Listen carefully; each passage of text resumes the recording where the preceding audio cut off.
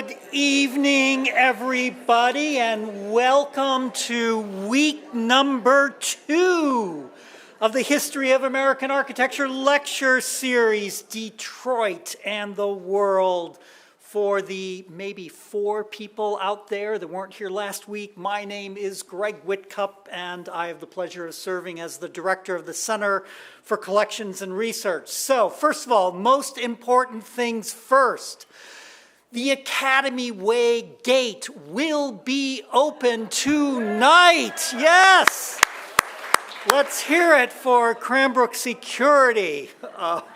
We apologize that got mistakenly locked last week, and I know that is a very difficult turn to make when you get to the end of that dark road and have to turn around.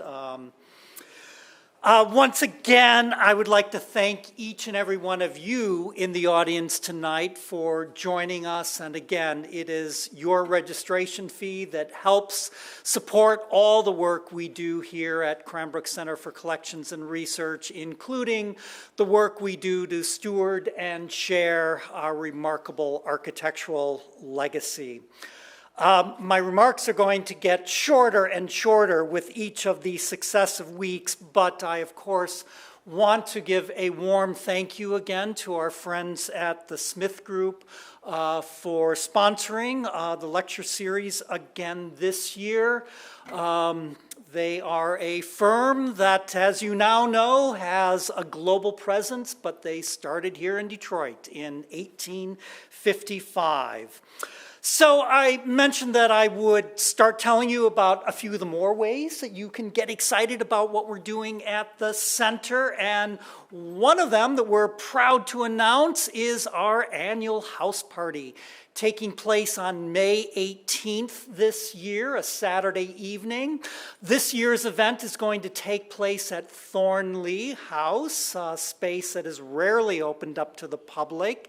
And it's going to be a place where, with Henry Scripps Booth as our muse, we are going to be celebrating the contributions that Cranbrook and Henry Booth made to the world in terms of music, especially the work that he was doing in the 1950s. So a little bit of a theme.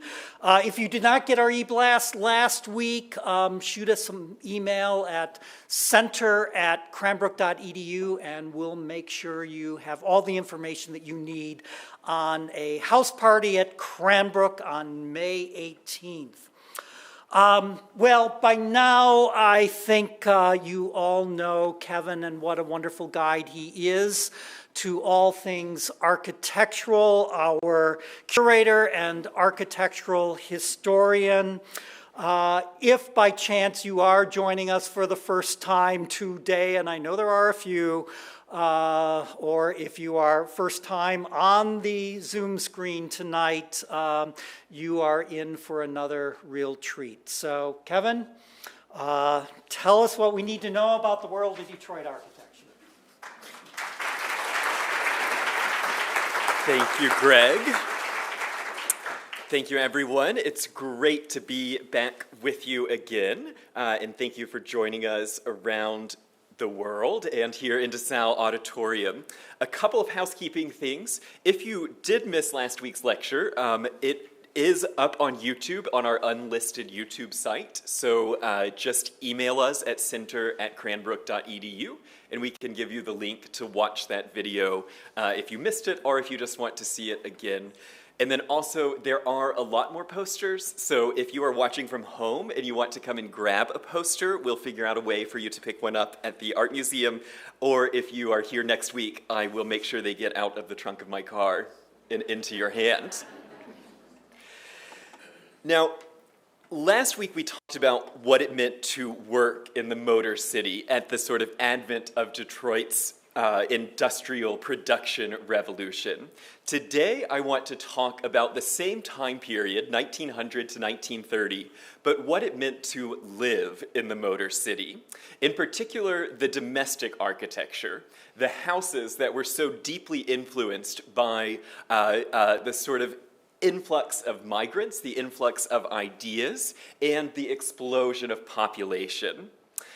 I'll begin this week with a quote from Bachelard, an entire past comes to dwell in a new house. If last week we were looking at Detroit's radical contributions to industrial architecture, a way of reshaping how factories were built and eventually sort of the birth of modern architecture, today it is an opposite interaction with the world. Last week, Albert Kahn and his factories were sitting in Detroit, shaping the outside world. This week, we're going to see how European ideas, East Coast ideas, are coming into Detroit and changing how we live. So the great Art Deco skyscrapers of downtown, where we ended last week, somebody has to go to work in them, someone has to build them. Or at the River Rouge factory, I was looking at these cars and I thought, I couldn't quite tell at first, are these cars that they have just made, or are these the workers coming to the assembly line? This is the workers' parking lot. And so somehow you have to get to Dearborn. You have to get to the world's largest industrial site, 2,000 acres of industrial production and automobile and military manufacturing. And you presumably are then going to go home somewhere. And that somewhere will be very different if you are in the managerial class, if you are in the sort of leadership class, if you are skilled labor, or if you are unskilled labor. It will also be a different place that you're driving home to if you are white or black, Jewish or Christian. And so we're going to see how, though the factories were a sort of unifier among Detroit laborers, the domestic sphere was a very contested space. City versus suburb, racially and ethnically and religiously restrictive suburbs and neighborhoods, and a sort of fight for architectural taste. What is the House of Detroit supposed to look like? Now, next week, we're going to be talking about Cranbrook and the sort of birth of mid-century modernism. The next week after that, we'll be talking about urban renewal and some of the mega projects of highways and urban reconstruction in Detroit. But tonight, it really is a landscape of single-family houses. And I'll show again this picture from last week from 1941 of our Model T and the woman in costume of about 1910 versus the 1941 Ford and the woman leaning there. Because this sort of contrasting style, contrasting era is, I think, what defines what it means to be a Detroiter in the 19-teens, 20s, and 30s. It is a city of contrast and contradictions, a city of sort of boundless personal and physical changes, and a city that can't quite keep up with its needs. So from the factory and the skyscraper, the sort of Detroit of labor, of working, we need to move back and look at some of these contradictions. What does it mean to be an industrial powerhouse and then to be a center of art and culture? I want to show again the picture of the construction of the Highland Park plant, Henry Ford's first great factory where the Model T would be built, Albert Kahn's largest expression of his Kahn truss system with his brother Julius. And again, remember that these are horse and buggies making this entire revolutionary architecture. Because at the same time Albert Kahn is working on this factory, again, a city of contrast and contradictions, he is also wrapping up work on the first phase of Cranbrook House, the country estate of George and Ellen Booth. Now, I am broadcasting to you live from Cranbrook Art Museum. This is just around the corner on the same 300-acre estate. But at the time, Albert Kahn is sort of seeing two different phases of his career, two different types of clients. One, Henry Ford, inventor, asking for an architecture that will allow a radical shift in production, a sort of monumental change in manufacturing. The other client, a newspaper man who is seeking a sort of house of comfort, a house that recalls his English ancestry. And I love the horse and buggy because when I look at pictures of Cranbrook House, and then I look just in the same decade at pictures of ye old market town of Cranbrook, the ancestral homeland of George Booth in England, we're really not that far away from the old country. Here is a market town that had its heyday in sort of 1500. And you can see on the left there, Cranbrook's co-founder, Ellen Scripps. She's visiting her husband's family's homeland. Now, both the Booth and the Scripps family had, like millions of others, left England for a better life in the 19th century. Both families, the Booths and Scripps, had immigrated in the 1840s from England to the New World. The Booths to Canada, the Scripps to Illinois. Now, as we think about just how close England would have seemed, it also is a world entirely apart. Cranbrook, I was just there in January, it is a sleepy market town, and it was a sleepy market town in 1901. And so I think that George and Ellen are able to look at Old England and see a very romantic, if not storybook quality. They don't see the family's poverty. They don't see the lack of food, the alcoholism, the religious dissenting, the economic strife. All the things that made Victorian England so difficult for laborers are gone when you are coming as a wealthy Detroiter to see Old England. Now, back in Detroit, George Booth is sitting at the helm of his father-in-law's business, James Scripps' newspaper, or the Scripps family newspaper, the Detroit Evening News. It is a very modern operation that George Booth, as manager and then publisher, will continually modernize.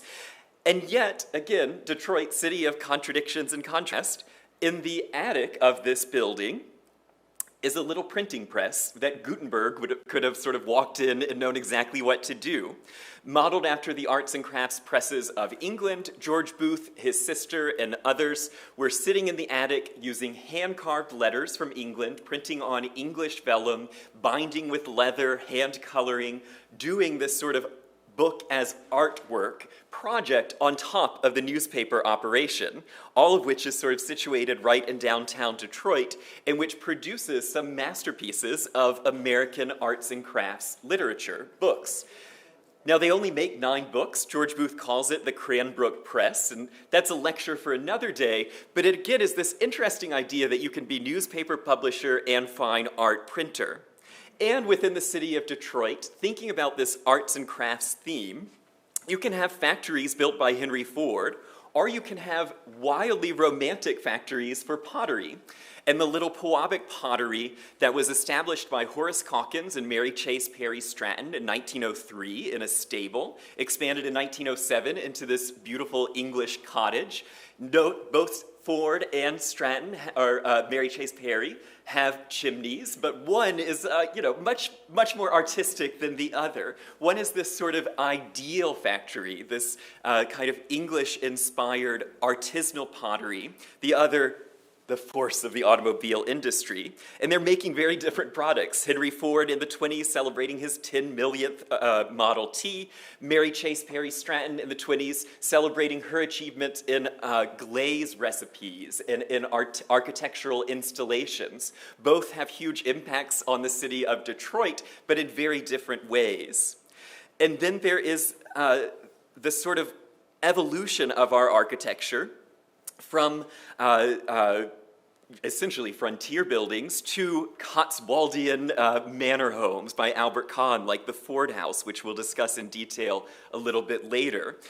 And then there are the people who aren't the Fords, the people who are employed by the Ford Motor Company. Where do our immigrant laborers go to live? Where are they living in 1900? In pretty squalid tenements. They are living in shacks. They are living in subdivided houses.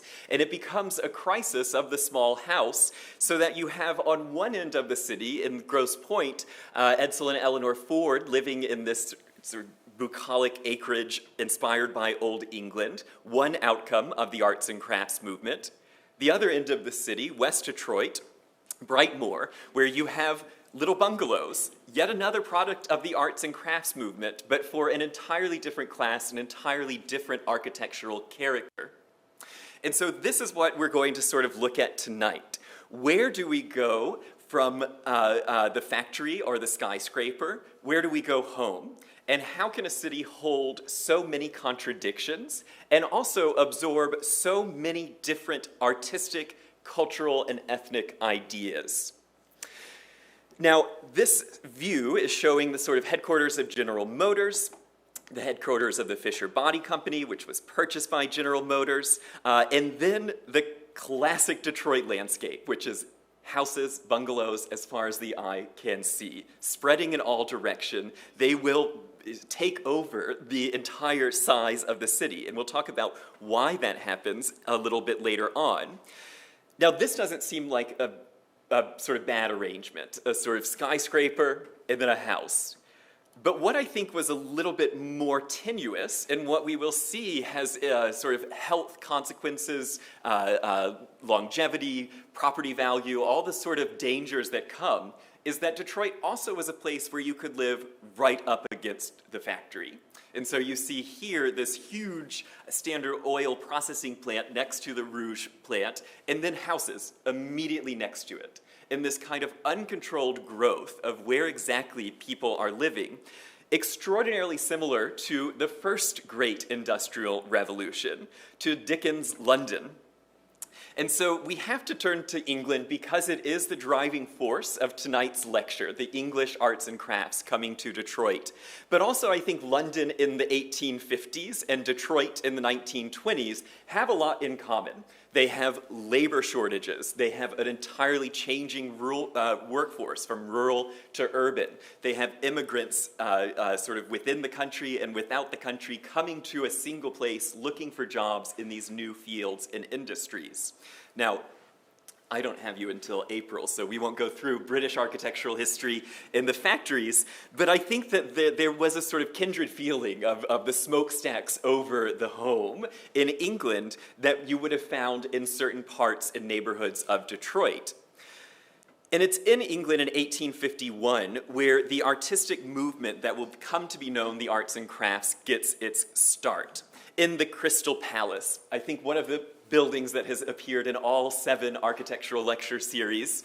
The Crystal Palace by Joseph Paxton is an architectural wonder, it's a civic wonder, it is an event wonder, it's the birth of the World's Fair, it is a sort of showcase of empire, technology, the printing press, locomotives were inside, it's made of steel and glass, it had semi-automated construction techniques, and more sort of sentimental sculpture than the eye had ever seen. It is a sort of display of the best of the world's art and the best of the world's machinery, all cobbled together in that wonderful World's Fair fashion that sort of hits you over the head with the drama of modern life. It is enclosed in a sort of idealized world where art and industry can coexist. But there were people critical of this coexistence, of the sort of sentimental sculpture, heavy machinery. In particular, Pugin, who is the sort of father of the arts and crafts of the Gothic revival, who looked around at this chaotic collection of things and said, no, we must go back in time. We need to go to the Gothic, to the 13th and 14th centuries, when craftsmanship was key, when artists were looking towards their sort of future and not to the past. Essentially everything from the Renaissance forward was a horrible idea. In the Renaissance, you start looking back at ancient Greek and Rome. The Gothics weren't looking at anything. Gothic was a continuously evolving style.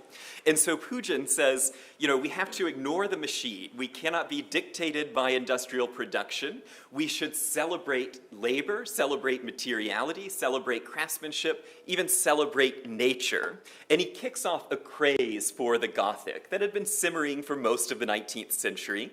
It's manifest most dramatically in the Palace of Westminster. But this sort of craze of very dedicated Gothic revivalism comes really quite quickly, relatively, even to Detroit, where you have Ellen Scripps Booth's father, James Scripps, building Trinity Church down on Trumbull and Maple, now Trumbull and Martin Luther King. The first true stone groin vaulting, in the United States. It is a very academic reconstruction of a 13th century Kentish parish church in the heart of Detroit. Again, this idea that craftsmanship, materiality, architecture can take us to a different place in time, can elevate the spirit, can improve us. And this idea continues to grow from Pugin to Ruskin and finally to William Morris and his celebrated cadre of artists at Morris and Company. Now, Morris and Company doesn't do a ton of interiors. This is actually pretty much their only complete total environment, where Morris and Company, under the leadership of the radical socialist designer and reformer William Morris, create textiles, wallpapers, tapestries, furniture, painting, stenciling, all of it inspired by the sort of medieval guilds, Tudor design, inspired by nature, but of this moment in time, this sort of search for beauty and usefulness in objects. Now, William Morris, we know him quite well today still for his wallpapers, the invention of the artistic English wallpaper, as well as for his tapestries, like David instructing Solomon in the building of the temple, woven by the Merton Abbey weavers, William Morris's weaving workshop. Towards the end of his life, he was dedicated to the art of the book and created what's considered the most beautiful book in the world, the Kelmscott Chaucer. When this was published in 1896, William Morris was celebrated for his beautiful line work, the beautiful typography, the beautiful etching, and a guy from Detroit just has to get his hands on this. And so George Booth sails off to England in 1894 or 6 to go and get a copy of the Kelmscott Chaucer, hot off the presses. This idea that the English arts and crafts movement was being so critically observed, so up to the minute sort of studied in America, is really important to the success of the arts and crafts movement in Detroit. It's not happening in a vacuum. What William Morris and the other British designers are doing is really being studied around the world. In London, there are a series of artist guilds and workshops. The Arts and Crafts movement gets its name from the 1888 Arts and Crafts Exhibition Society. And these handicraft guilds were studied. George and Ellen Booth visit them. Frank Lloyd Wright visits them. There is this kind of celebration of the individual artisan making beautiful things. And it comes back to Detroit pretty quickly. In 1904, at the Detroit Museum of Art, which at this time, remember, they don't have a permanent collection. It's a loan gallery, so it's important families in Detroit loaning things to the museum to be appreciated by the public. I love this image on the right, decorate your home, and then all these plaster roundels. It is, just like the Crystal Palace of 1851, a very didactic museum. It is telling you what good taste is, how to decorate your home, whether you can buy an old master, whether you can buy sculpture or not. The museum is going to educate you in good taste. And in 1904, they have their first arts and crafts exhibition. In 1905, they have their second, and George Booth delivers an address to the gathered attendees at the Arts and Crafts show.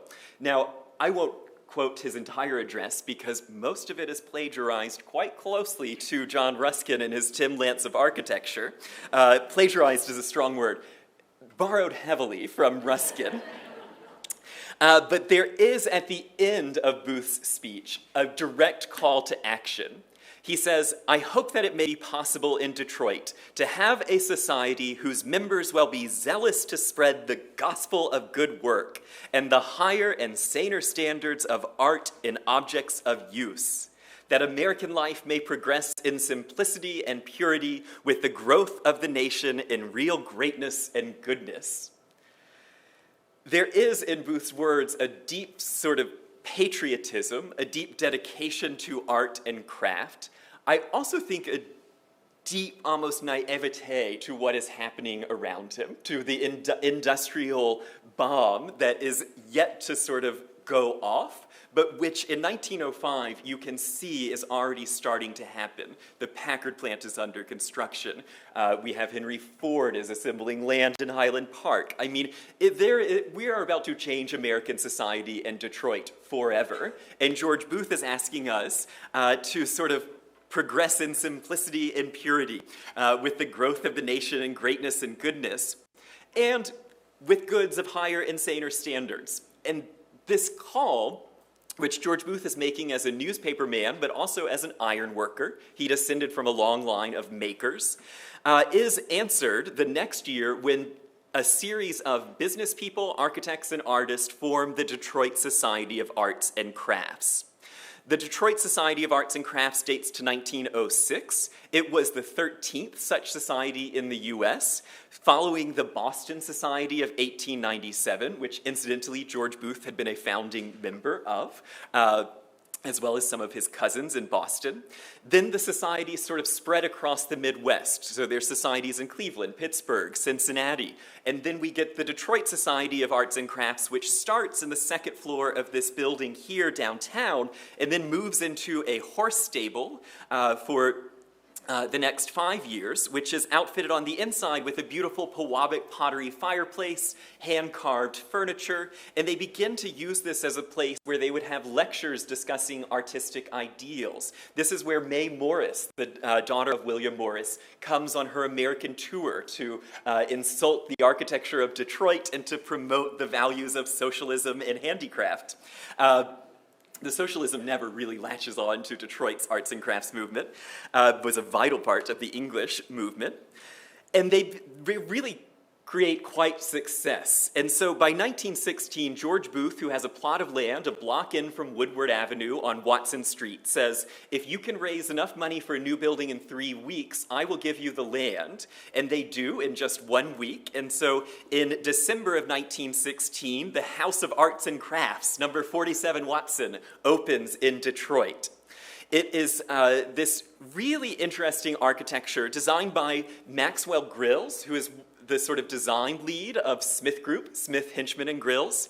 He was an English-born architect. He was a vice president of the society, and he designed it with William Buck Stratton, who is from Ithaca, New York, had studied at Cornell, been practicing architecture in Detroit since the 1880s. And the style that they go with, if you and I look at it, I mean, I say English, but I'm a little too deep into the waters here. It seems to be European. You know, it is vaguely historic. But what's interesting is how both Maxwell Grylls and Buck Stratton think about the building, which is that it is stylistic, that it is a modern building that combines together the spirit of Italian architecture, Spanish architecture, German influence, English influence, and instead of relying on any single style, is looking instead at materials, at craftsmanship, at color, at shape, at form, and at a sort of expression of the interior plan on the exterior. Very modern ideas. Now, I wish we had color photographs of it because it is a sort of golden sand building with red brick, bright red roof, and then green, blue, and yellow Pewabic pottery chimney caps, these sort of multicolored birds sitting on top of the building. It is a really far cry from what was just up the road on Woodward Avenue, the Highland Park plant of Albert Kahn. I mean, first of all, the Art Society of Arts and Crafts is built pretty cheaply. It is a timber and plaster building, which does burn down multiple times. And then the factory is, you know, this concrete behemoth. And so how can a city hold both of these? How can we become, next to Boston, the most important American arts and crafts community, while at the same time having the most robust industrial activity in the nation? And I wish that I had a better sense of these forces against each other. I wish I had, you know, Clara Ford's thoughts on the Detroit Society of Arts and Crafts. I don't, and so all I can say to you is that this will be a transformational sort of community, society, to the future of architecture in Detroit and to the future of the arts and crafts movement in this country. And we're going to see how the society keeps reappearing throughout the next century of activity from this fairly diminutive little building. Now, it is inspired in part, So in 1916, they have the galleries, they have a theater, they have showrooms, they're selling things, and they also have workshops. And in part, that is inspired by George and Ellen Booth's trip to the American Academy in Rome in 1914. The American Academy is what inspires them to start Cranbrook Academy of Art a little bit later. In the immediate moment, though, it inspires George Booth to add craft workshops to the Society of Arts and Crafts. And I love this review of the society building. I mean, just look at what McKinley and White, our great sort of American Renaissance classicists, have built in the sort of ancient city of Rome, this American empire come to the old world to celebrate the arts, versus, I think it's a very different artistic movement that you're getting with the arts and crafts in the Detroit society. In this review from American Magazine of Art, Sheldon Chaney writes, "In the design of this unusual structure, the architects succeeded in interpreting the spirit of the organization to a remarkable degree. Neither monumental, like most new art buildings, nor an invitation of continental new art abomination." I mean, what a line, first of all. But also, I think he's trying to promote the Society of Arts and Crafts as this middle ground, that it is not sort of the DIA, the great classical temple. It's not like the American Academy in Rome. It's not sort of putting on French airs, nor is it radically modern. And so when I read this, preparing for the lecture, I thought, well, what is his continental new art abomination? Does he mean the Bauhaus? Well, that's a little bit too late. Of course, contrasting these two art schools, both of which have arts and crafts in their name. Originally, it is pretty shocking, the kind of radical lengths that Walter Gropius would go to building his School of Art, Craft, and Design within a decade of the Society of Arts and Crafts. But that could not have been what our author meant by abomination of continental abominations. And so does he mean Van de Velde School of Arts and Crafts? This is the Bauhaus before World War II, before Gropius renames it and moves it.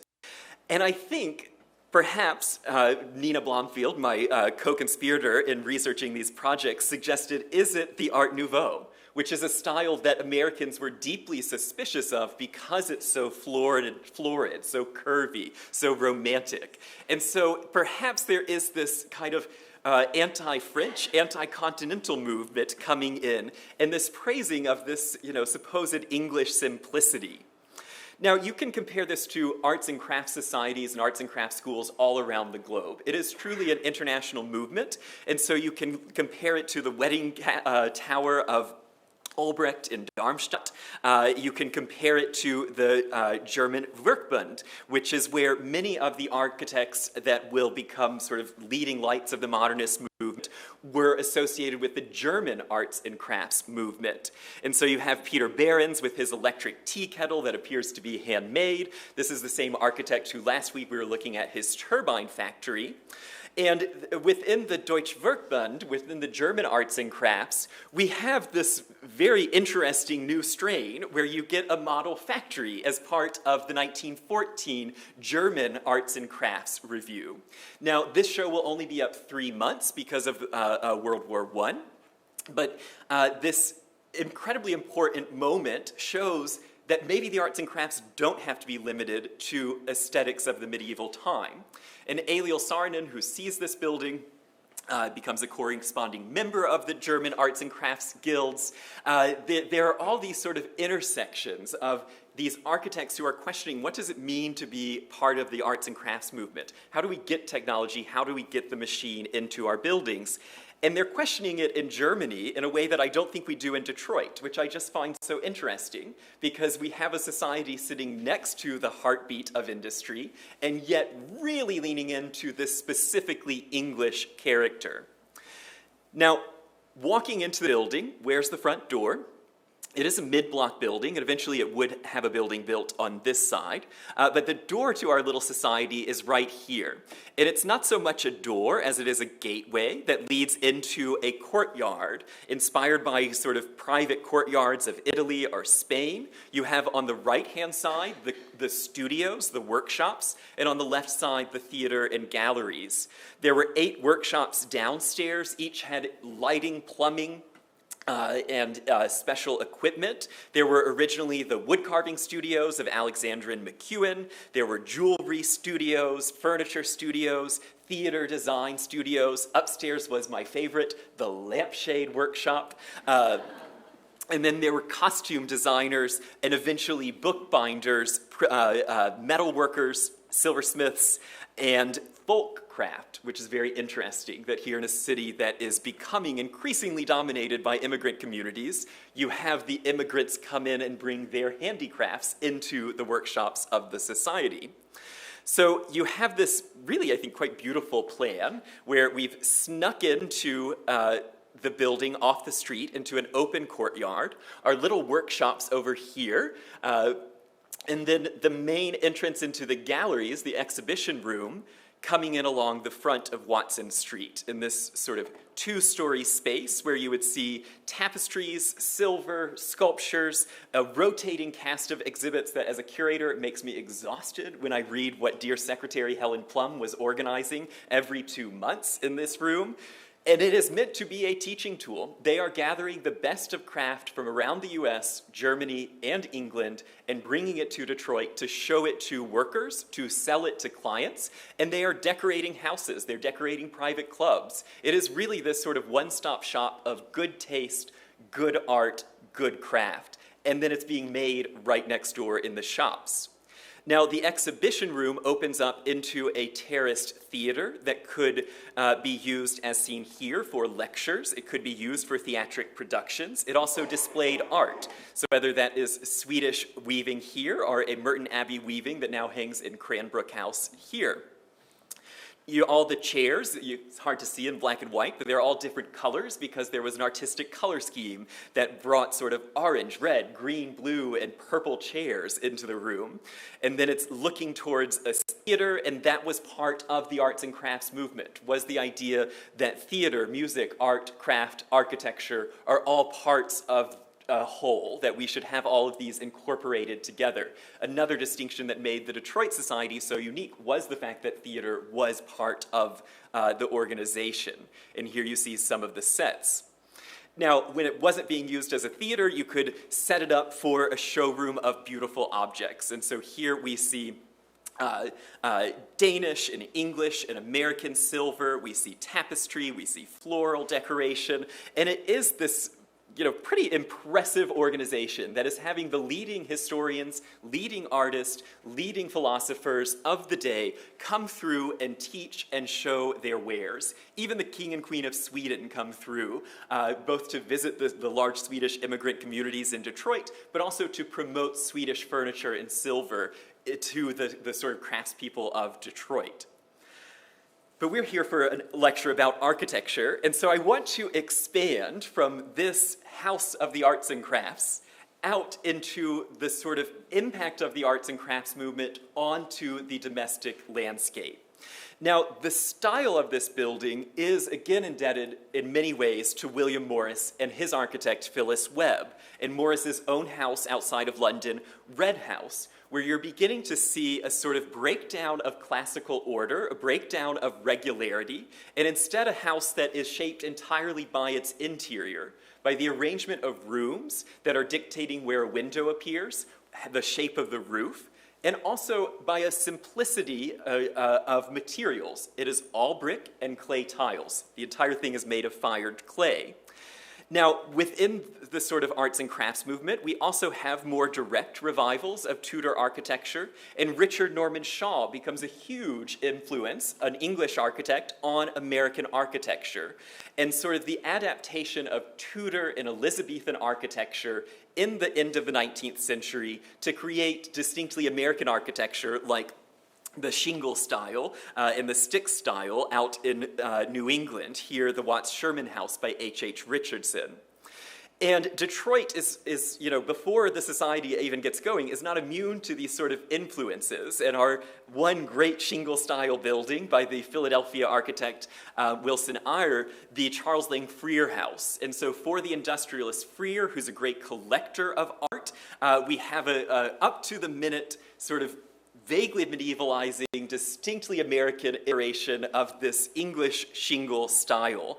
And then within it, after 1904, you have Whistler's Peacock Room, so this sort of treasure trove of art and ceramics. If you go and see the Peacock Room at the Freer Galleries in D.C. now, well, depending on the day, they have mostly Chinese porcelain on the display. When it was here in Detroit, it was Pewabic pottery, It was work from Arthur Binns. It was work from American ceramicists on display in this sort of Japanese-style room by an English artist in a shingle style. This idea that you can bring the world to Detroit and then have it in your stable attached to your house. It is this deeply aesthetic, very sort of living with beauty moment. Now, the other great influences on domestic architecture at this time would be designers like Edwin Lutyens, who proposes a way of evolving the arts and crafts, evolving Shaw and other early English designers, Philip Webb, and smoothing out the edges. Notice how it's sort of wall and roof running together, how the windows are becoming like punched ribbons, how the building itself seems to be curving into the landscape, and then the gardens are like outdoors rooms flowing into each other. And then on the inside, this sort of love of a mythical England, this callback to an interior that would have been far, far bigger than anything in actual Tudor times, but is a deeply romantic idea of Tudor English style.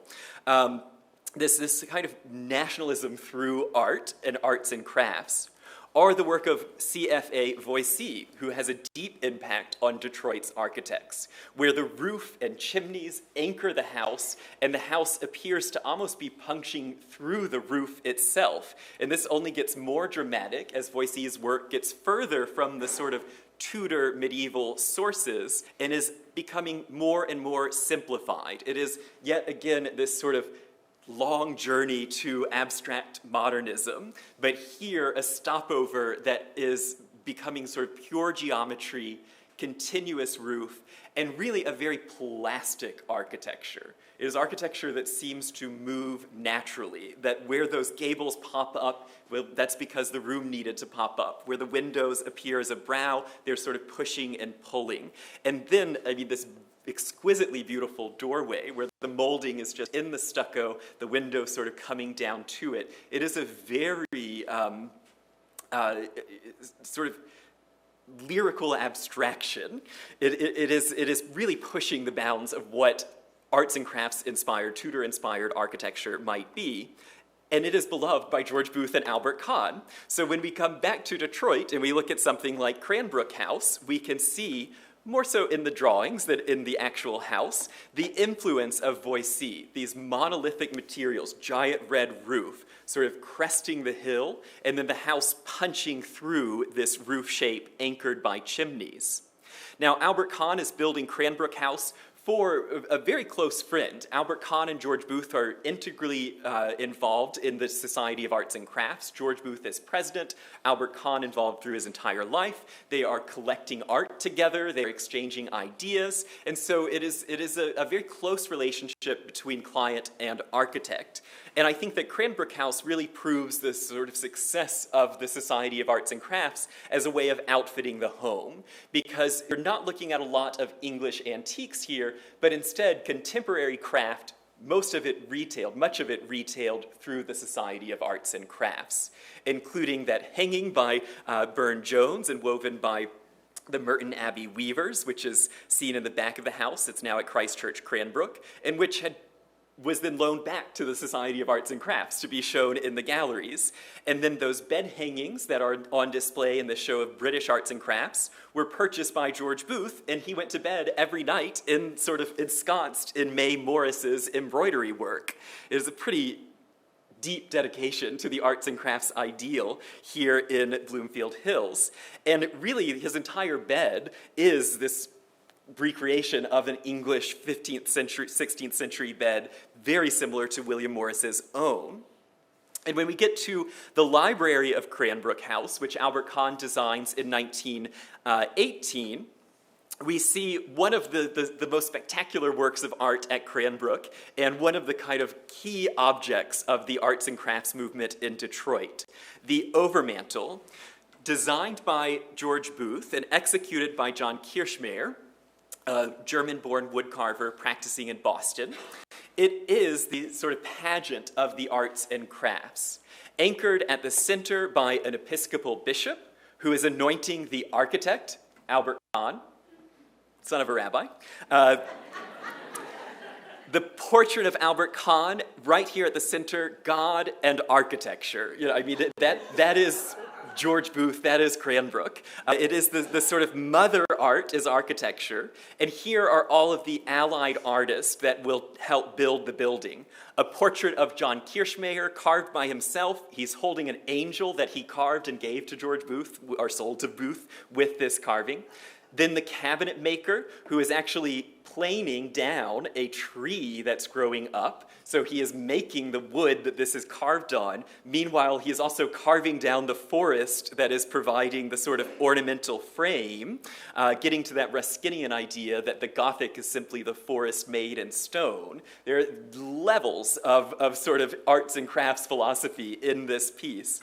Then the glassblower, the weaver, the ceramic artist, and the jeweler. The silversmith, a portrait of Arthur Neville Kirk, who came to work at the Society of Arts and Crafts, a blacksmith, a window maker, a bookbinder, a painter, and a sculptor.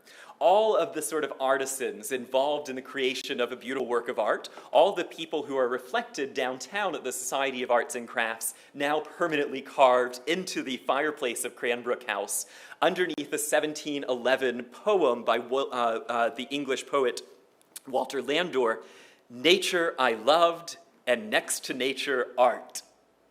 I mean, it is this sort of beautiful arts and crafts idea, and that sentiment, nature I loved, and next to nature, art, can really be expressed in these large manor homes on the outside of Detroit in a way that you can't downtown at the Society of Arts and Crafts.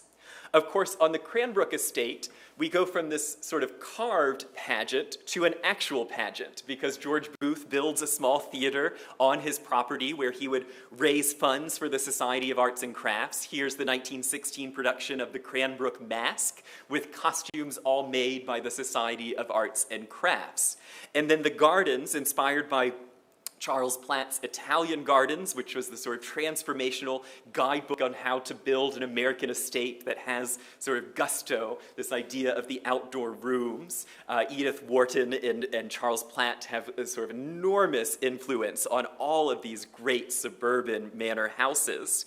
And then as the property continues to be developed, George Booth continues to develop it in an arts and crafts manner. So he builds a small meeting house. This will become the sort of birthplace of Cranbrook's church, our schools, community center. But on the inside, it's entirely outfitted by artisans in the Society of Arts and Crafts. And you have this pretty charming little English cottage being constructed at the same time as the River Rouge plant. And it is this sort of, again, idea of Detroit as this incredibly contradictory place that you can have at Dearborn, this industrial decimation of the environment, and then in Bloomfield Hills, you can have this callback to a mythical old England, this sort of ideal craftsman wonderland. And Albert Kahn is tied to both of them. And we can learn a lot about an architect and their values by their own house. And so when we look at the Kahn family home, it is a distinctly arts and crafts house. It shares many of the qualities that Cranbrook House, the Booth Mansion, had, built slightly before it, but again, this sort of tripartite brick stucco to red clay tile roof, and again, owes quite a bit to Voicy's work. And Albert Kahn, like all architects, all good architects, is not afraid to reference. He's not afraid to make callbacks, to grow his architecture from someone else's. And so you can see this real love of English arts and crafts architecture in Albert Kahn's own home. And as he continues to build in Detroit, he continues to build in an arts and crafts style. And so we have an Indian village, a number of Albert Kahn and other architects' arts and crafts home. Over in Canada, he builds probably his grandest arts and crafts mansion, which is open for tours. So perhaps a summer vacation, you can head south and check out Albert Kahn's arts and crafts mansion there. And then there are all the other architects associated with the Society of Arts and Crafts who are turning Detroit into a real sort of example of how to adapt the arts and crafts for the Middle West. So you have Stratton and Baldwin with the Hamilton House, where they're looking again directly at Richard Norman Shaw in England and creating their own version. And this is a sort of, it's happening all over in America. This is not unique to Detroit. And when you look at someone even like Frank Lloyd Wright in his very earliest houses, which share many of the sort of Tudor-Beathan callbacks that we're seeing in Detroit's arts and crafts architecture. Of course, Frank Lloyd Wright will take it in a radically different direction than, as we'll see, our Detroit friends do. Stratton and Baldwin, I think their masterpiece is the Pewabic pottery, which has this perfect shed roof, the asymmetrical chimney, the asymmetrical windows running right below the roof line, again reflecting the very best work of Voici, but for a pottery, a small factory. And the ways in which architects are adapting English influences, mixing them with classical influences, mixing them with Turkish and Japanese, it is this moment in time where the creative architects among us can really push the boundaries of what can fall within this arts and crafts language. So another Frank Lloyd Wright house in Chicago, where you have this kind of again, the overarching roof to a very dark window ledge, and then looking at some of Kahn's work from this exact same period and this country club, again, these sort of overarching roofs. And I may be pulling threads here that don't want to be pulled, but as I look at these, I can see the sort of influence, the push and pull between English picturesqueness and this sort of American prairie style. And these architects in Detroit can't quite choose which way they're going to go. And maybe you can correct me and show me some Detroit prairie-style homes. But for all of Chicago's and Milwaukee's kind of magnificent prairie-style architecture, the best of which comes from Frank Lloyd Wright, but there are more than a dozen architects working in the prairie style, why does it not come to Detroit? And why do we end up with a sort of, as Hawkins Ferry says, an exciting start that's not followed with Albert Kahn's own vacation house in Walnut Lake, close here to Cranbrook, where Albert Kahn has added this sort of symmetrical home where the entire second floor is ribbon windows. And if we were to take out the shutters, which sort of take it to Bermuda, take it to a vacation home, you have a ribbon window, which is the ultimate modern design. That is what Frank Lloyd Wright finally achieves with the Roby House and with the Martin House. It's what Le Corbusier takes and turns into his hyper-modern designs. And here you have Albert Kahn in really a singular work, but for himself, building this row of ribbon windows atop a hyper-functional floor plan that is open and airy. And it is a direction that I think Kahn could have gone. And other architects, like Buck Stratton, do take this idea further, this idea of abstracting tradition, abstracting English architecture into a whole new world, particularly with the Mary Chase Perry House. So the Pewabic pottery founder, her first home from 1913, where again we see this sort of sheltering roof, very plastic form of walls and windows. We get closer, we see that almost all the architectural interest comes from the fact that it is made of handmade clay tiles, this very rich stucco and handmade brick. And then we head inside and we see that it is just one continuous open floor plan, a very modern idea. Gone are the Victorian cells. Instead, the house is entirely divided by this one structural column, which divides on the left the foyer, on the right the dining room, and then behind it the living room. And you have a very modern floor plan in this strangely familiar but totally unique architectural style. Now, the house would move in 1927. Stratton and Perry get married, and the house is expanded. And I think it only gets more wonderful in Grosse Pointe, because we again have the same material palette, this sort of obsession of these handmade brick, the handmade tile, the unglazed tile Pewabic roof.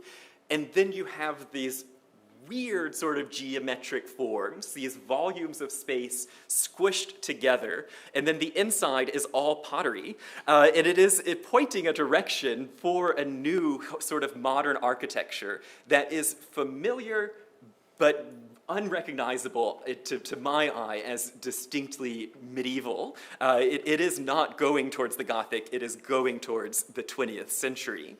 And Stratton really becomes a master of this. And so here we see the Women's City Club, another commission from Perry, who was president of the club. And again, this idea of sort of apartments, civic club organization, built in handmade brick on a concrete frame. And here you see how the frame is erected, and then in the roof garden, how that frame is expressed. And there's a very sort of Kahn factory attitude towards it. There is this sort of deep sense of abstraction, and yet again, a familiarity. This arched window, these sort of peaked roofs. What is this style? What is this building? It is this exciting little glimmer of a new architecture in Detroit. But what are our heroes doing? They are leaning into the wealth of their clients, and they are giving this sort of deeper and deeper historic architecture. They are leaning more into Europe, leaning more into kind of grandiosity, away from this sort of arts and crafts insistence on material, and towards a much more direct copying of European sources. So with Albert Kahn, Edsel and Eleanor Ford House, which is my favorite Kahn house, they look to the Cotswolds, particularly this hotel that Henry Ford and then Edsel Ford would stay at when they were managing the British arms of Ford. And they admired the Cotswold. They loved the stone roofs, the stone walls. They loved the rambling buildings. And I think for Albert Kahn, he must have really celebrated that they told him they wanted a Cotswold house, because they also wanted a house on a scale sort of unimaginably big. And so this architectural style that appears to just be accreted over time with addition after addition, the Ford house can just have as many wings as you want. It fits into this English style. Now, of course, Henry Ford had already, or would shortly thereafter, move an actual Cotswold cottage to Greenfield Village. Again, part of this idea of the deep connection between English architecture and American architecture. He brings it over to his Museum of American Architecture because he says this is where it all begins. These are the English sources. The version in Grosse Pointe is built by Cotswold laborers. They come over from England to construct the house, and we're doing great in the stair hall. It's a 17th century oak stairway ripped out of a house in England, reconstructed in Grosse Pointe. We get to the main ballroom. Again, oh, how jolly old English. Another sort of artifact fireplace ripped out of Europe and brought here for the Ford's enjoyment. Mr. Ford's office, again, wood panels ripped out of a house in England, sold through a dealer in New York, installed in Grosse Pointe. But things start to get a little strange when we go for tea and we're suddenly in Louis XIV parlor.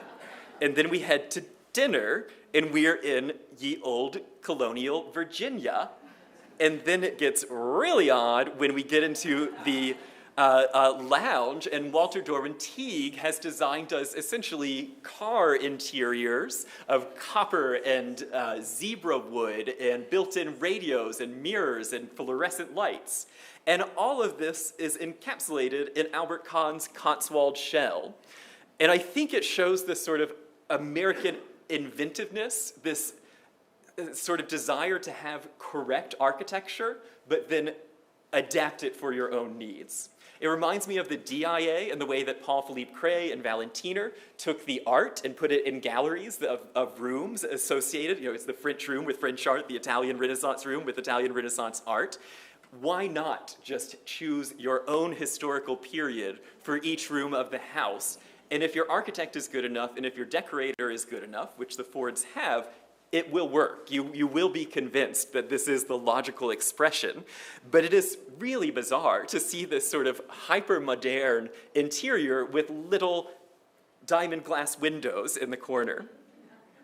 And so the taste of the ultra-rich, of the sort of leading classes, leaves this more romantic arts and crafts for a full-fledged recreation of its English roots. And most of these people are of English extraction. Most of them all of them are Christians. There is this idea that we should look English because we are sort of Puritan stock. I mean, there is a distinct sort of pro-Anglophile reactionary forces to, I think, the increasing diversity of Detroit as a whole. So you have Matilda Dodge's second house, built by William Capp of Smith, Hinchman, and Grylls, which is a pretty darn amazing copy of a Tudor country house in England. And if you look closely at the two doors, I mean, they are measuring the house in England and then building it here in America. And if you haven't been to Meadowbrook Hall, it is spectacular. It is an amazing success, if that is what you want to do. And that is what a lot of people wanted to do. This is what universities were doing. The University of Michigan Law Quadrangle is the same time. And in Detroit, William Capp also designed the University Club, which has that same doorway from our English precedents, and then has a dining hall which would have been at home with any of the Ivy League. So this idea that the sort of ruling class, the educated, wealthy, industrial, managerial class, is moving into England on the Detroit River is becoming increasingly prominent throughout the 20s and 30s. And so when we look at Albert Kahn's own houses and house designs, they go from, I think, more rambling sort of picturesque arts and crafts to much more directly inspired by historical precedents. We have this sort of Georgian home on the right, a slightly more arts and crafts inflicted version on the left, and then very quickly we get into East Coast architects, East Coast styles, French Beaux-Arts planning. This is John Scott, the same Detroit architect who built the Wayne County building downtown, now building a French Beaux-Arts chateau modeled directly after Richard Morris Hunt's Marble House for the Vanderbilts in Newport. We have even people like Anna Thompson Dodge, the widow of Horace Dodge, who had a lovely little Albert Kahn Arts and Crafts house, who tears it down, tears Albert Kahn's Arts and Crafts Country Club down to build the grandest of Detroit's grand mansions, Rose Terrace, designed by the great Philadelphian Horace Trumlauer. She asked for a copy of his Newport mansion from 20 years before, and then she filled it with true French antiques and French art, much of which is now at the DIA. And it is, I think, a long cry from the sort of demands of George Booth for this sort of simplicity to reign supreme in Detroit. It is a very different aims that money is searching for in these larger, more classic or more academically copied architectural homes of the wealthy from the late 20s and 30s. So we know where some of these cars are driving off to, but the vast majority of these cars will not be going home to Rose Terrace. And so it's not like our working class immigrants, people who were very recently living in poverty, still living in extreme slums and in quite poor conditions in the downtown of the city. It's not like they had less dreams. They too wanted shelter that was safe, that was beautiful, that would nurture the soul and raise the family. And they were beginning to make increasing wage gains between 1910 and 1920. And Michael McCullough, who has just last year published a book about worker housing in Detroit that I highly recommend and will be on the book list, he talks about the sort of extraordinary rise in living conditions in Detroit that coordinate with changes in banking, financing, and the sort of development of worker housing. And so we have a laser pointer stuck on the screen. It always has to be something. Okay. We have this need to house massive amounts of people. Remember, our population is increasing by 500%. We are getting just explosion in workers, explosion in jobs. And so how are we going to build for the everyday working man? One set of thinking would be to go towards the English Garden suburb. This is the sort of arts and crafts urban planning methodology pioneered by Ebenezer Howard and Garden Cities of Tomorrow, who says you have the central city at the middle, you have rings of gardens and rural agriculture, and then you have small municipalities all around it.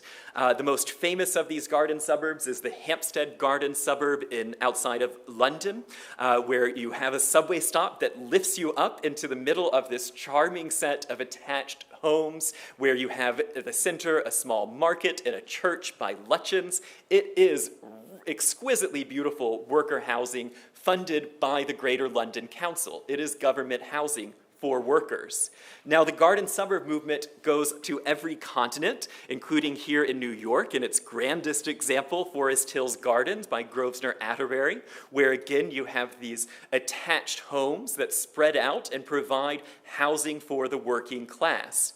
Now, I lived in a garden suburb in Delaware. It was incredible. They are sort of beautiful principles of layout where you turn the buildings, you create view sheds, you create rows of trees, and they spread into working class cities like Kohler, Wisconsin, the planned community, and even the Ford homes here in Dearborn. And I think that the garden suburb would have been a natural fit for planning the Detroit sort of environs.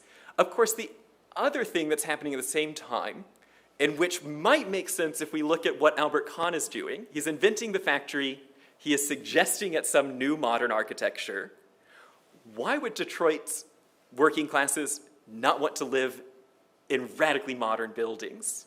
And this is, I think, the kind of question that I can't answer. How do we create an entire genre of modern architecture and then refuse to really build it for the citizens, particularly before 1940? There are not really modern houses in Detroit. And so you have Le Corbusier in France at the same time saying a house is a machine for living in. And he would have given all the workers little two-story masonettes, and then when you need density, you stack those up and you get the towers in the garden. This sort of radical modernist vision. Now, blessedly, Le Corbusier's reality for Paris doesn't come true, though I think you'll see similarities of this in many of the projects we'll look at in our fourth week lecture on urban renewal.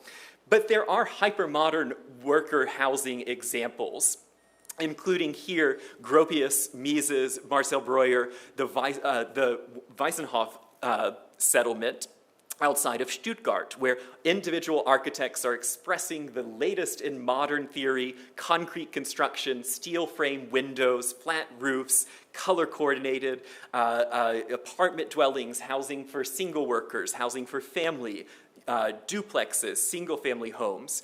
And I think that these architects are all inspired by Detroit. They're all inspired by Albert Kahn. So why do we decide that this could not possibly be the answer to worker housing? And we also decide the garden suburb isn't really the answer. And instead, we have a triumph of housing, but also just an incredibly repetitive system of bungalows, as far as the eye can see. And this becomes the sort of default way of building Detroit. And what might seem to our eye to be rather conservative is yet again a sort of arts and crafts legacy, where bungalows are just another thread of the arts and crafts. They are popularized in New Jersey, and then they go to California. They come here in many different forms, but the idea of the craftsman-style house, it has, I think, a sort of charm to it that is hiding what must have been so radical for the actual workers who would move into these, which are the introduction of gas and sewer lines, the introduction of overhead electric wires, 3-fixture bathrooms, bedrooms, closets, the division of space, the porch, which implies a sort of leisure. This is what is made possible by the $5 a day workday. This is what is made possible by real estate organizations and by financing. It is a capitalist answer to the housing problem that gives every citizen its own little house. Now, I've shown the garden suburb, I've shown the sort of radical German suburb, and this is what Detroit ends up looking like. And the voices of the garden suburb movement are just perplexed, and the modernists are sort of horrified. And you have people like Louis Sert, the Spanish theorist, who will become a Harvard educator. He writes that a city should be something more than a monotonous and unending series of real estate developments. And he includes this picture of Detroit. And it really is amazing how far Detroit is able to push this. And that's because Michigan had a weird set of laws that allowed you to annex any city by popular vote. And so the city wasn't choosing to expand. The real estate lobby was choosing to expand. And so you can see that the city, which starts down here at the river, 1916 is its largest expansion, but all the way up to 1926 when the state law changes. And why was this happening? Well, every time that you voted yourself into the city, you were promised city services. And so the real estate lobbies would say, vote yes on annexation, and annexation leads the way as our sort of buckled pilgrim marches out from downtown further into farmland, growing Detroit, growing city services. Now, Paul Sewick of Detroit Urbanism has done amazing blogs mapping out how this annexation sort of expands the city, expands the bungalow in all directions, but it also expands the need for transportation. And at the time, in 1925, Detroit is proposing the widening of roads, the addition of arterial highways, the addition of railways and new multimodal transportation networks to move the population around this ever-increasing 140 square mile city. And you see the sort of focus of the popular press on getting people out of downtown and into the outer edges of the city. Now, for all intents and purposes, to live in the outer edges of Detroit are to live in the suburbs. And so this kind of wider Woodward Avenue push, make better suburban life available to Detroiters. I'm not sure the Greater Woodward Avenue Association would have not envisioned that cities like Ferndale, Pleasant Ridge, Royal Oak, Birmingham would eventually just become Detroit. That was the spirit, was you just annexed the farms and built houses. And there was this sort of idea that it could have no possible end. Of course, the Great Depression would change that idea, but at the time, it really seems like these sort of bankers sitting here in their offices downtown, looking out at slums, tent cities, shacks, and lean-tos, are going to use housing to solve all of the workers' problems, unrest, Bolshevism. It is the way to sort of make better living in Detroit. And these political cartoons tell us a lot about what it meant to be a sort of city banker, city real estate developer, and how you viewed the removal of people, mostly immigrants, from the city into these suburban enclaves. So here you have congested area, and you see these people climbing the steps. I have built up Grand River Avenue. Where is it? Step towards independence. Or here, the doctor says you must leave the city to the university district, which is still very much in the city.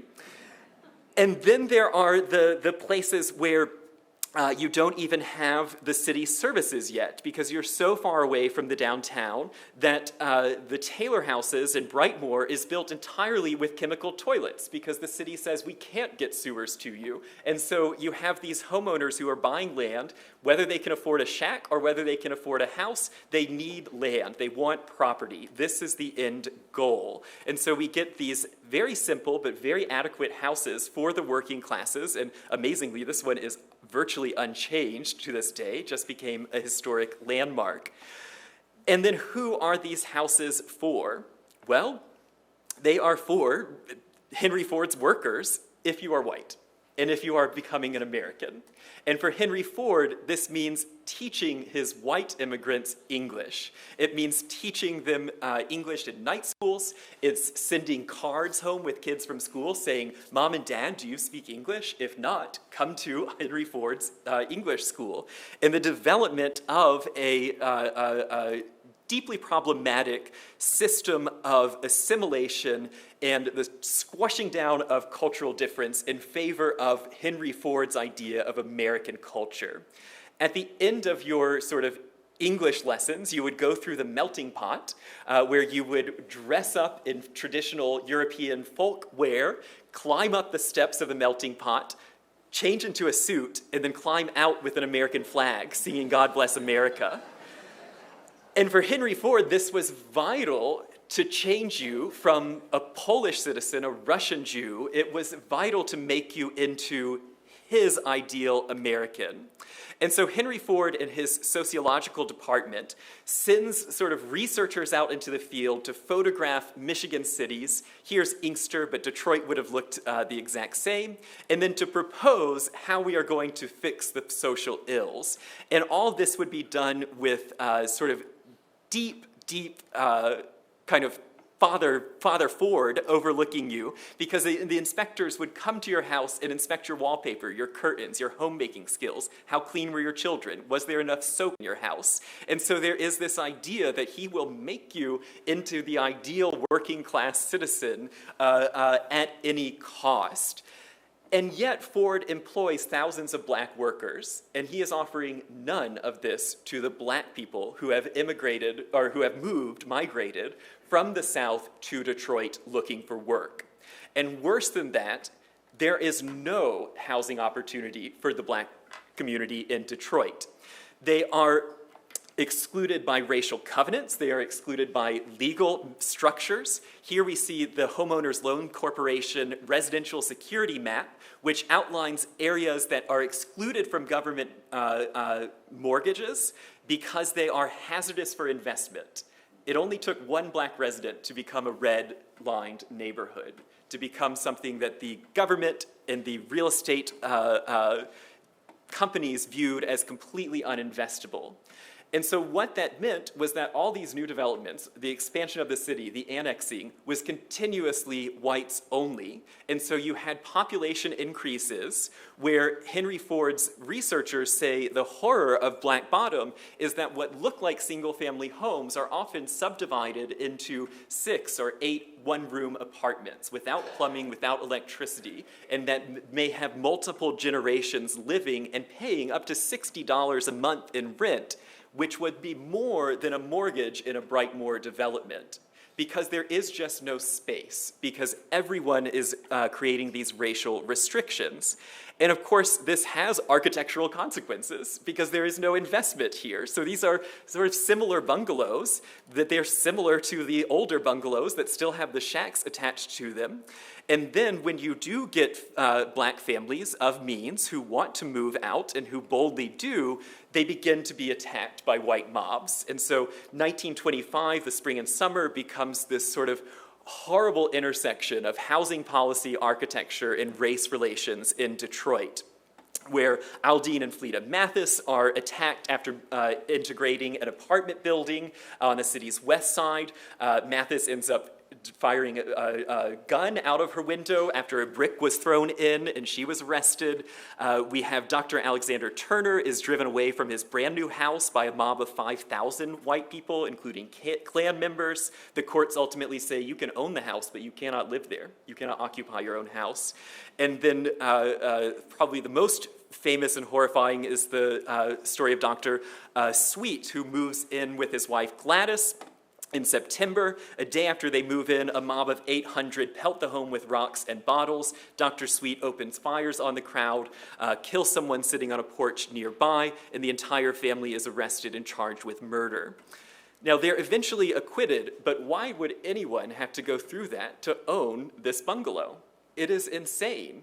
It is horrifying. And it will have consequences going all the way to today.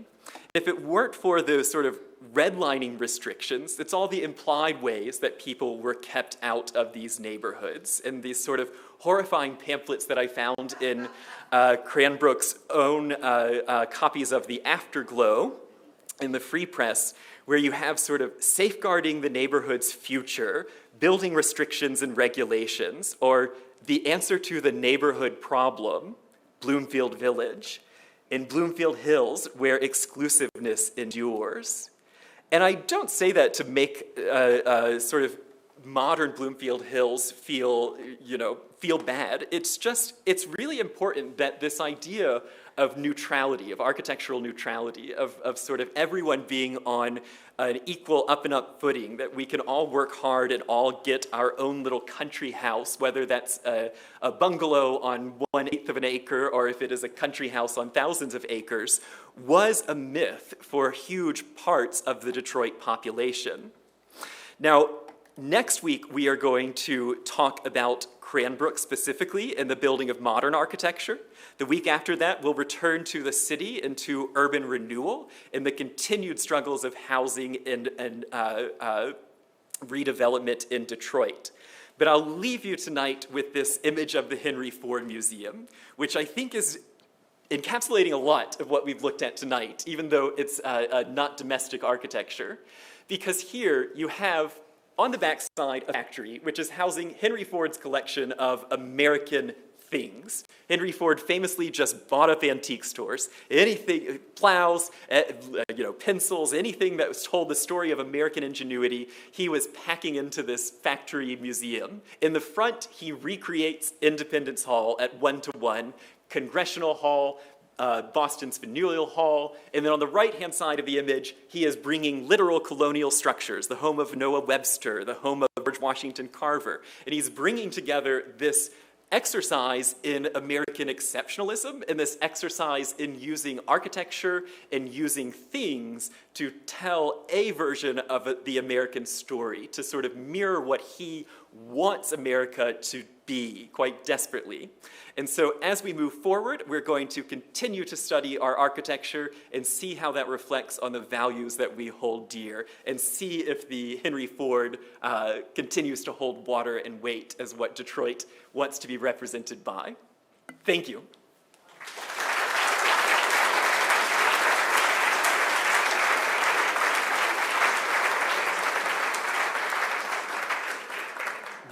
We do still have 10 minutes for questions, and I can repeat the questions. Yes. You showed a lot of pictures of gross point homes and mansions. What about the Boston Edison corridor and homes that were constructed there, and were they contemporaries to these homes? Yeah, so the question was, what about Boston Edison Homes, which is the neighborhood right outside of New Center on Woodward Avenue? It was a little bit before my date range. I mean, those houses are 1890s to 1900, and so I was attempting to focus on this sort of idea of the arts and crafts in Detroit and its continued legacy spinning out. There's so many good houses in Detroit. If you really want the kind of capital A architecture guide to Detroit, or the sort of polite society architecture guide, you should read Hawkins Ferry's Buildings of Detroit. It's incredible. I mean, it is the Bible of Detroit architecture, and it will take you through the kind of most beautiful buildings of every era of Detroit. So tonight's was really a very selected run of houses. Good question. And we had to skip the log cabin suburb, which is Palmer Woods. Senator Palmer wanted to call it the log cabin suburb.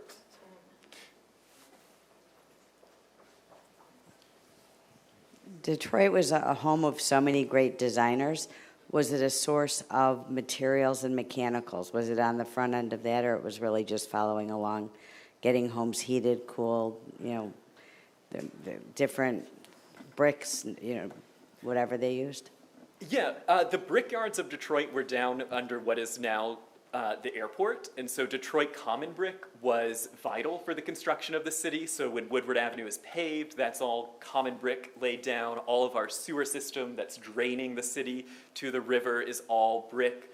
But then it is the timber forest of Upper Michigan that allow the bungalows to just go on forever.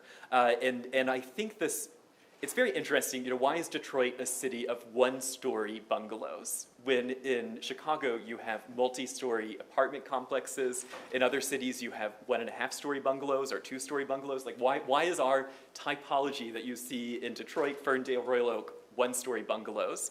And the scholar I mentioned who just wrote the book on workers' housing really it talks essentially about the scale of families in Detroit, the rapidity at which Henry Ford wanted to house them in single-family homes and to not allow intergenerational living, which would have been seen as too old world, and then the sort of massive amounts of lumber that we had access to, that there was just no reason to be as efficient as a 2-story bungalow implied.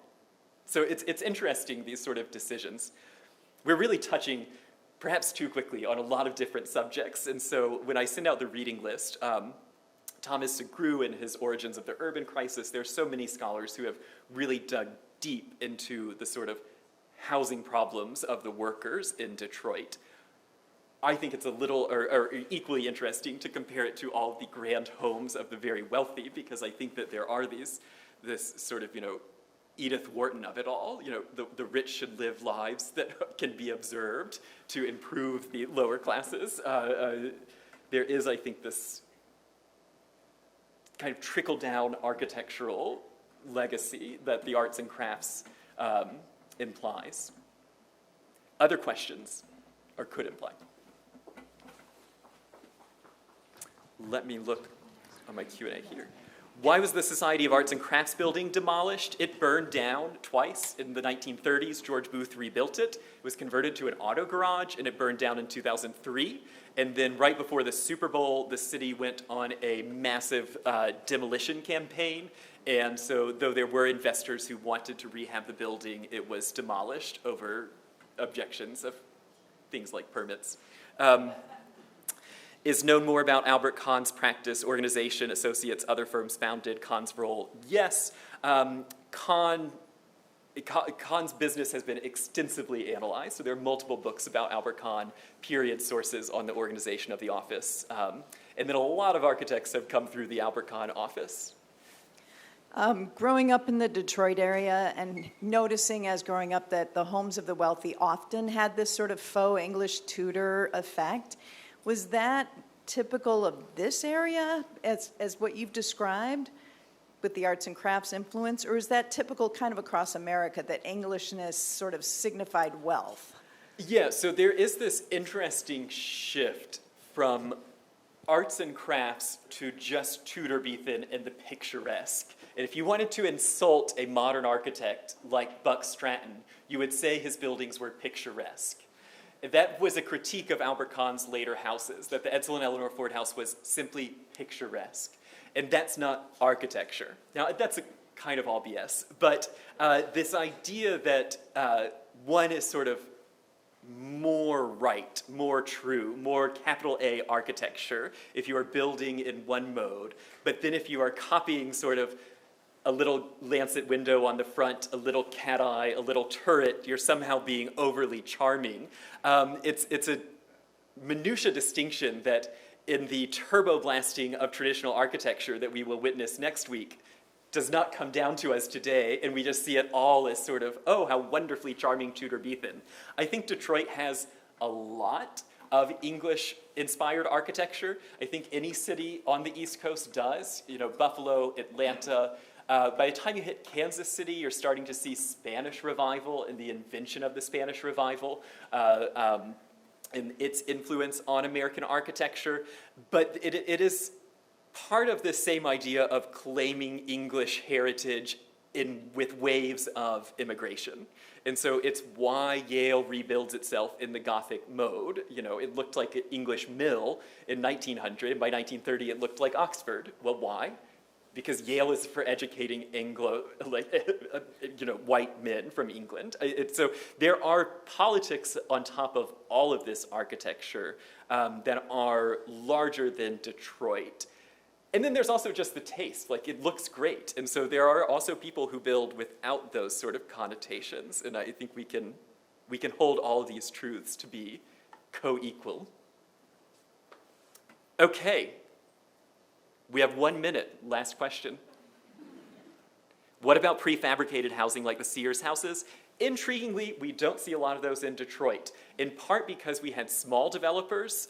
So like the Brightmoor development, 15,000 lots. He didn't actually build many houses at all. So you had individuals who were building 1 or 2 or 3 houses, or you had homeowners building, or you would have a developer do a street. But there's not this kind of mass pre-assembly. We'll see some of that next week when we get into Cranbrook's architects. The idea of factory-assembled housing starts to percolate in the 20s and 30s and will continue on to no success all the way to today. But there's not a ton of kit houses in Detroit. Of course, you can find a Sears house in every county in America, so happy to know that they are there. But it is interesting that Detroit is not overrun with Prairie School architecture or Sears kit homes, this kind of things that you want to be here because they are so close, but Detroit is not Chicago. Okay, see you next Tuesday, everyone.